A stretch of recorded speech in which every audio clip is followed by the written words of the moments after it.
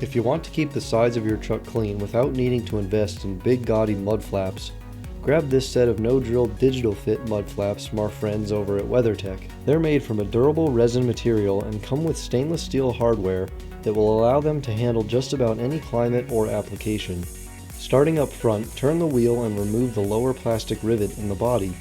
Then fit the mud flap on the fender and tighten the quick turn fastener. Then, using the supplied hardware, secure the mud flap to the body panel.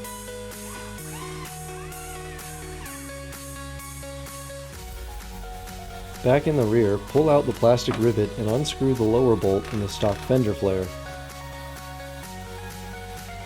Hold the mud flap on the truck and tighten the quick turn fastener.